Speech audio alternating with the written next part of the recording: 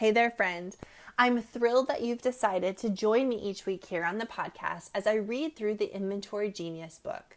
Now, if you're anything like me, you're going to put these principles into practice so much more quickly if you highlight, underline, and put dates beside each actionable step. So if you haven't grabbed your paper copy of the Inventory Genius book yet, I want to encourage you to head on over to ciarastockeland.com and grab your copy. I'm so excited to sign it and drop it in the mail for you. I want you to have that paper copy in front of you as you listen each week to each chapter I read. This way, as things stand out to you, as you have questions, as you have thoughts, and as you decide to take action, you can highlight, underline, and follow along in the paper copy as you listen to me read each chapter. So head on over to ciarastockeland.com, grab your copy, I'll sign it, and I'll drop it in the mail. Now back to the podcast. Hey friend, welcome to the Inventory Genius podcast, where we work together here to make you an inventory genius. We talk about profit, we talk about cash flow, and we definitely talk about your paycheck. Because at the end of the day, it's all related to your inventory. Let's go.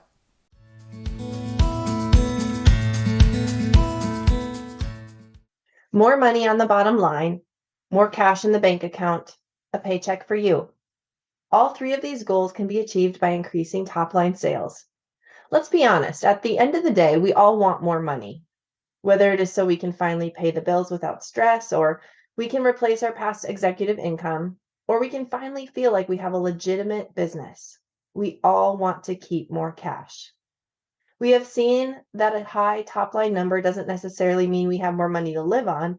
However, once we have fine-tuned our financials and are confident our reports are accurate, it's time to start back at the top and try to increase our sales in a smart way. In everything I teach, I like to find the root of the problem and then begin to dissect it, simplifying it down to bite-sized, actionable steps. More money on the bottom line, more cash in the bank account, a paycheck for you. All three of these goals can be achieved by increasing top-line sales. There are three main ways to increase overall sales: increase conversions, increase average ticket, average order value, or increase traffic. The first and second are the lowest hanging fruit, so I like to start with those first. Selling more product to the customers you already have brought in is far easier and much less expensive than bringing in new customers. Besides, when you take an in-depth look at your current conversion rates and what your current tickets are comprised of, you will likely identify some telling things about your business model. Let's start with conversions. Have an e-commerce business? According to Shopify, your conversion rate should be above 3.7%. Anything above 3.7% puts you in the top 20% of Shopify stores for conversion rate, and anything above 5.2% can put you in the top 10%. What about a brick and mortar store? You should look to attain a solid 70% conversion rate for the in-store sales, which means of every 10 qualified shoppers who walk into your store, 7 of them should leave with a purchase. When I first started working with Rebecca, she had a thriving 6-figure boutique business with 3 open locations. We had been working together for about a year, and Rebecca was a star client. She watched the numbers, she organized her finances, she managed her inventory, and she was taking a paycheck. She had no debt, had cash in the bank account, and was focusing on the right things. She was ready for more. It was time to tackle her conversion rates. Sales were good, product was flowing, and the brand was bringing in growth year after year. After working together for over a year to get her profit flowing, her inventory under control, and her business to a financially healthy place, she was ready for the next project. She decided she wanted to increase her marketing spend, and in conjunction with that, she felt it was time to truly understand her in-store conversion rate. I had her start counting traffic. By nature, I'm a simple person. Technology is great, but so many things can be accomplished just as effectively in a simple way and on a lean budget. So I literally had her print out a counting sheet, put it on the counters of each of her locations, and told her to make a tally every time a customer walked through the door. Side note, often when I bring this idea up with clients, I get some pushback. What if my employees forget to count? What if they count people who don't even buy? And the questions go on and on. Stop right there. If the first thoughts that came to your mind when I brought up tracking your customers were any of those above, they are excuses for not focusing on the right things and for not doing the right work. Yes, you will have a busy Saturday and forget to count. I did that. Yes, you will have two people on the schedule and both will think the other is counting and no one will. That happened more than once in my stores. Yes, you will have an employee who counts everyone, even the grandpa, the 2-year-old, and the nosy neighbor who walks through the store. I even remember the name of the employee who used to do that. But where are you today? What information do you have? None, you say? I have never counted and have no idea who comes in, when they come in, or how many of them come in, you say? Then start counting those people. Aim for perfection and you will stay on the hamster wheel. Stop making excuses, start focusing on what matters, and we can pull you up out of the big black hole you are in today. Rebecca started counting her customers. She found that reviewing the customer counts along with the total completed transactions gave her a way to measure her return on investment, and not only her marketing spend, but also her employee payroll. Now that you have the information, what do you do with it? The first step to making any change is looking at the facts. Emily from Curly Girl Boutique loves data. Spreadsheets and information collecting are her friends, so watching her traffic was never a problem. She knew her conversion rates like the back of her hand. Fast forward to baby number 2, a maternity leave, and a drop in sales. Where did all the people go? Was it really a lack of traffic?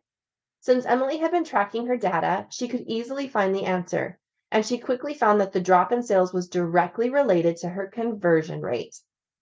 Since she stepped down as primary sales associate, her team had been dropping the ball, and she could see it in the numbers because she had the numbers. Her conversion rates were 25% when some team members were behind the counter and 60% when others were. She knew she needed to make a change and she needed to do it fast if she wanted those top line sales to climb back up. So she changed the schedule, went back into the store when she was able, and improved her overall conversion rate to be steadily at or above 50% in a few short weeks. If Emily hadn't been tracking her traffic, completed sales, she wouldn't have been able to find a solution as quickly as she did.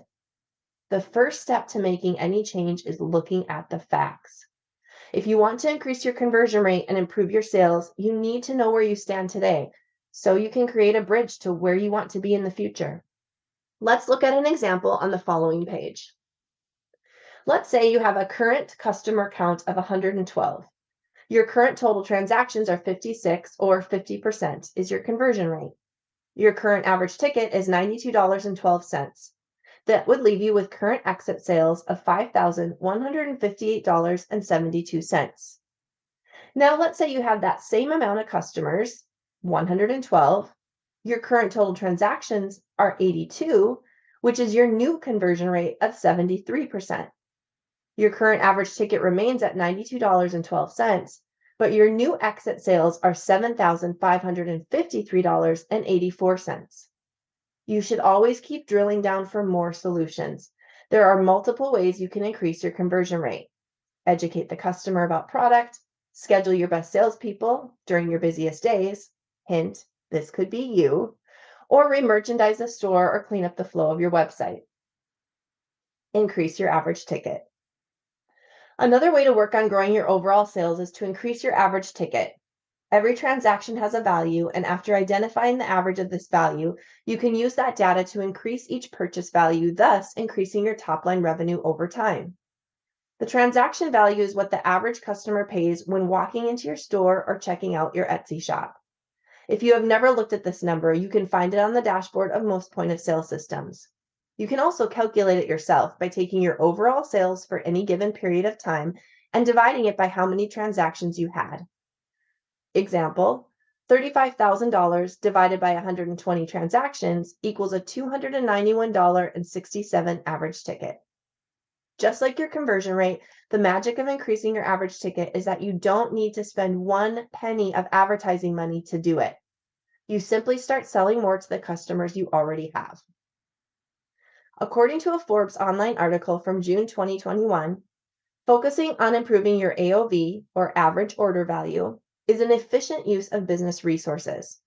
By targeting existing customers that you know are already interested in at least one of your products, you get a head start on winning their additional business. An article titled Why Your Existing Customers Are Your Best Customers by James Spillane states that sometimes it's so easy to get caught up in the process of converting new customers that you forget that your best customers are sitting right in front of you. They are your existing customers. You've already run them over with your products. It's easier to convince them to buy products from you again, and the longer they stay with you, the greater their lifetime value becomes. As with any project, there are multiple ways to slice and dice it. There are several options for increasing your average ticket value, including upselling and cross-selling, bundling, creating thresholds. Upselling and cross-selling are the easiest ways to increase your average ticket without decreasing margin. Upselling is defined as selling a customer a better product or a larger quantity of products. Instead of one shirt, they buy the entire outfit. Instead of 16-ounce bottle of shampoo, they purchase the 32-ounce bottle. They get the entire home refurbished with new furniture instead of only the living room and the bedroom. You get the point. Cross-selling is adding a related item onto the purchase. Instead of only shampoo, sell them the shampoo and conditioner pack. Sell socks to go with those shoes and a case to go with those sunglasses. You know those nifty little end caps on the grocery store aisles, the place where every child kicks and screams, begging their mother for a pack of gum or some silly little toy? This is where our mind goes when we think of upselling. Putting baskets of little items on the counter or teaching an employee to sell one more item to customers as they check out. However, there are other ways of upselling and cross-selling. If you own a brick and mortar store, using a fitting room to upsell can work magic and increase the average ticket. Teach your staff to pull additional similar items every time they take a customer to the fitting room. Taking the items into the fitting room along with the items the customer chooses is a great way to entice them to add more to their order. Have an e-commerce store? Try using an app such as Spently or Order Bump to increase order value. As the customer checks out on your website, the app will provide add-on opportunities and put similar items in front of your customers to entice them. You can also increase your order values with bundling and threshold techniques. Bundling is the practice of adding multiple items together with a package discount in order to entice your customers to spend more right then and there. Get two for the price of one. Buy more, save more. Bundling home and car insurance. We've all heard the slogan. Enticing customers to bundle and save will increase your order value and leave them clamoring for more. Who doesn't love a discount? And while you increase your average ticket, your customer will be telling their friends about their amazing savings. Win-win, as they say. Threshold selling is another technique most commonly seen in the form of shipping discounts when a customer spends a certain amount. If your customer average ticket is running around $65, you might set your free shipping offer to spend $75 and receive free shipping in order to entice your customer to add one more thing to that e-commerce cart.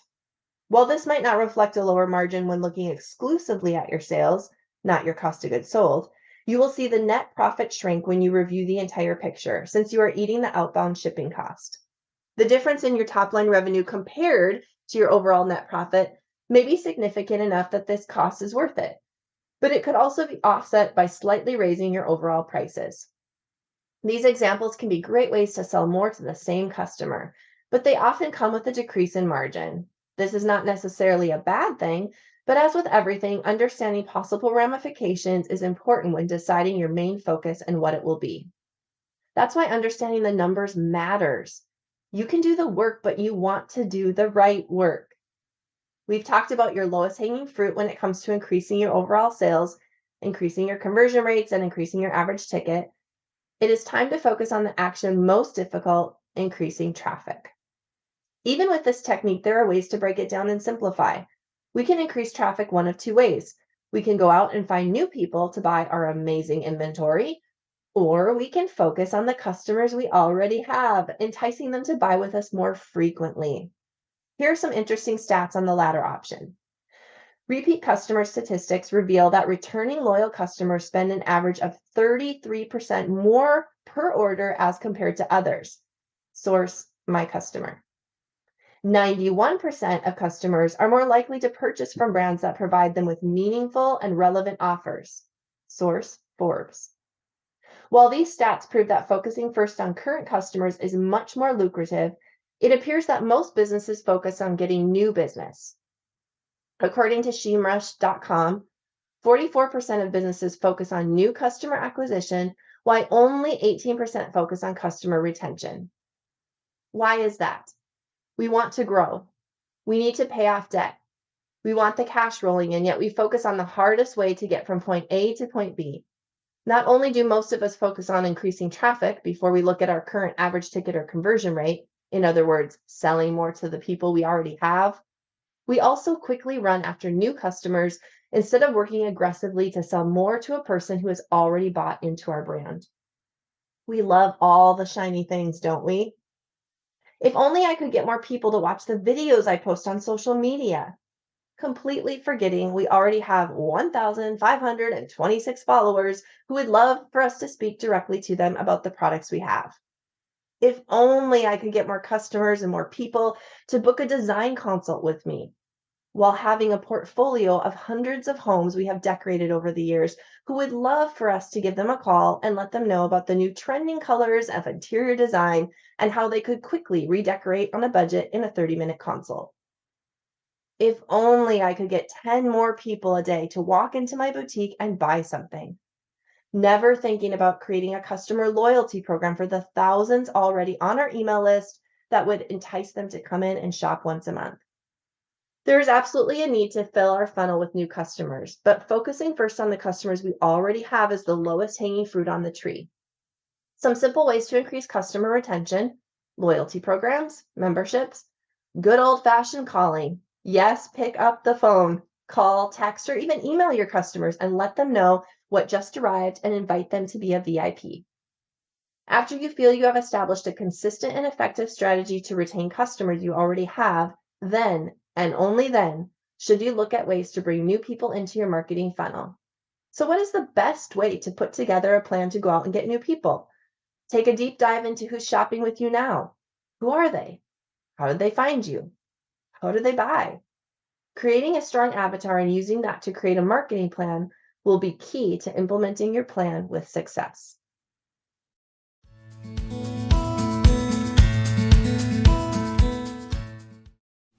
Hey friend, thank you so much for tuning in today to the Inventory Genius podcast. If there's something that you heard today on the podcast episode and you want to dig deeper into becoming an inventory genius yourself, I want to invite you to head on over to my website, ciarastocklin.com, where I have multiple ways that you and I can work together on your inventory.